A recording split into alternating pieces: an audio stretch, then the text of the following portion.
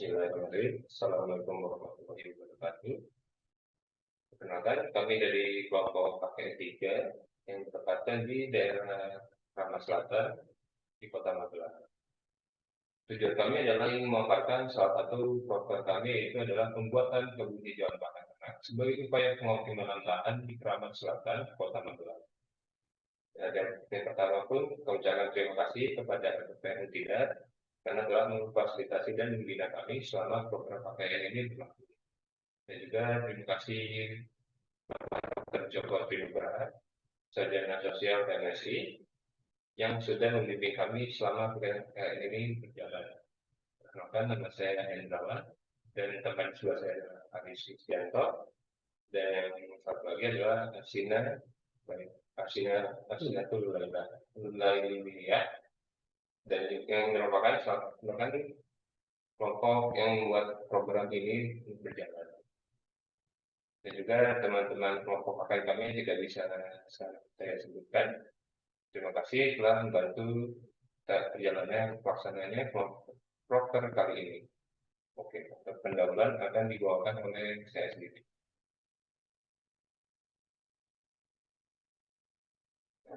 Ada di pendahuluan ini terdapat beberapa permasalahan yang terjadi di daerah pakai kami, yaitu setelah kami masuk ada pun masalah sebagai berikut ini. Yang pertama adalah banyaknya lahan kosong.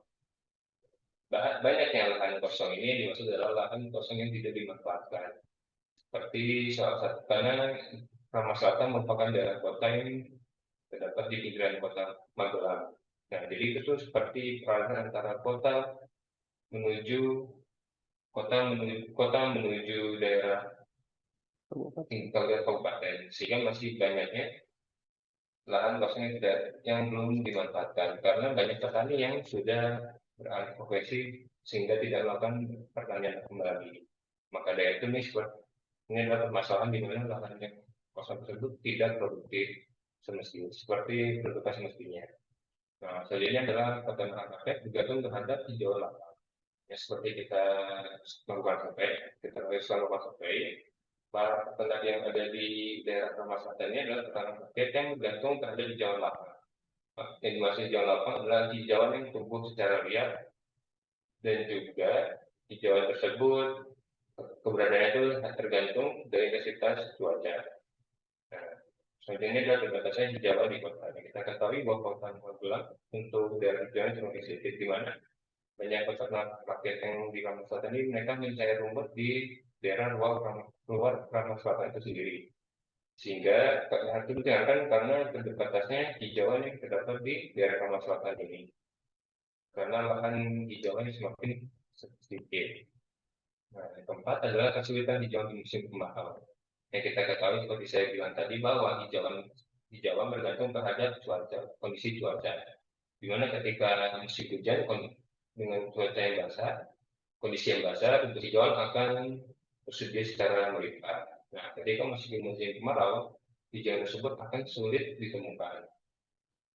Nah, salah satu solusi yang kami tawarkan adalah melakukan penyuluhan kelas lapangan, pengolahan lahan, dan penanaman hijauan pakan ternak berkualitas, seperti rumput pakcong, rumput zanzibar, rumput bedogen, dan rumput renabir.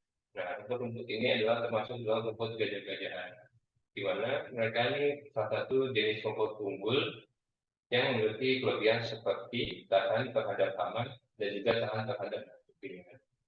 Nah, karena itulah kami pilih rumput ini sebagai rumput yang ditanam di lahan yang kami lakukan proper pokok kami. Oke, selanjutnya silakan kepada Mbak Sina. Baik, untuk selanjutnya yaitu metodologi. Untuk yang pertama, waktu dan tempatnya dilaksanakan pada Minggu 23 Juli 2023 yang bertempatan di Kelurahan Kramat Selatan, Kecamatan Magelang Utara, Kota Magelang. Untuk materi yang disampaikan yaitu pengenalan rumput dan teknik penanaman rumput. Untuk metodenya melalui penyuluhan, pengelolaan lahan atau pengolahan lahan dan penanaman bibit rumput. Untuk prosedur kerjanya yang pertama yaitu pengurusan administrasi dan koordinasi dengan pengurus RW dilakukan atas izin ketua RW. Yang kedua, itu pada tahap awal dilakukan penyuluhan keunggulan rumput gajah-gajahan berupa rumput pakcong, rumput Zanzibar, rumput baby biogen, dan rumput red napier.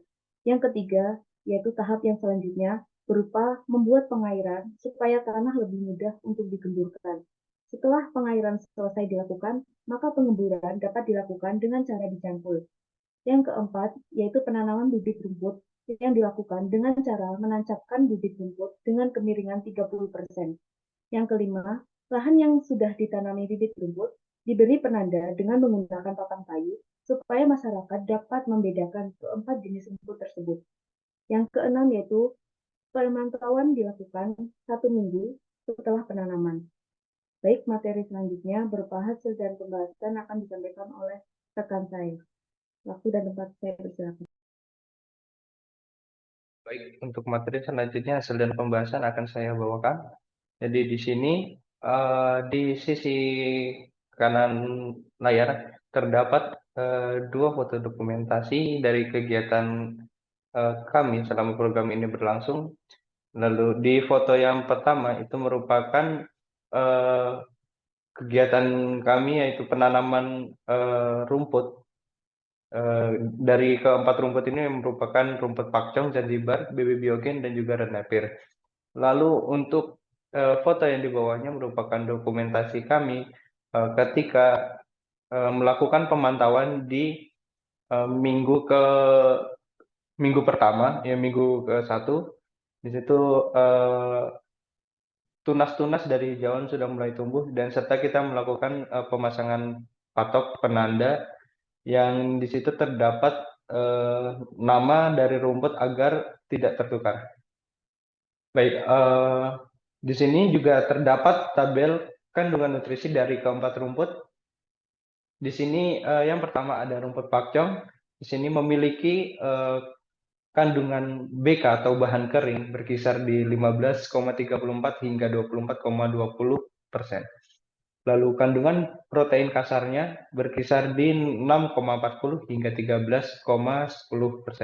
Lalu kandungan lemak kasar 0,63%, kandungan serat kering 36,09%, dan kandungan TDN atau total vegetable nutrient itu berkisar di 46,50 hingga 60,16%. Lalu untuk kandungan nutrisi dari rumput Zanzibar yaitu bahan kering berkisar di angka 12,07 hingga 12,93%. Lalu kandungan PK di angka 13,97% hingga 19,43%.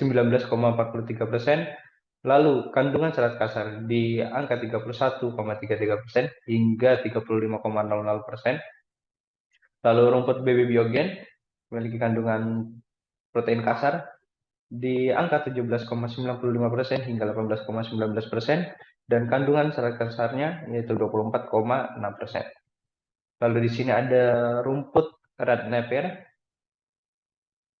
memiliki kandungan bahan kering berkisar di 10,86% hingga 14,33%, kandungan protein kasar berkisar di angka 9,66% hingga 13,47%. Lalu kandungan serat kasarnya di angka 33,20% hingga 41,18%. Oke, next. Baik, untuk selanjutnya bagian penutup, berdasarkan kegiatan yang telah kami lakukan, dapat disimpulkan bahwa kegiatan penanaman bibit hijauan pakan ternak di RW 1 Kelurahan Kramat Selatan berjalan dengan lancar. Peternak rakyat RW 1 Kelurahan Kramat Selatan dapat memahami berbagai varietas rumput unggul yang dapat digunakan sebagai bahan pakan ternak Indonesia.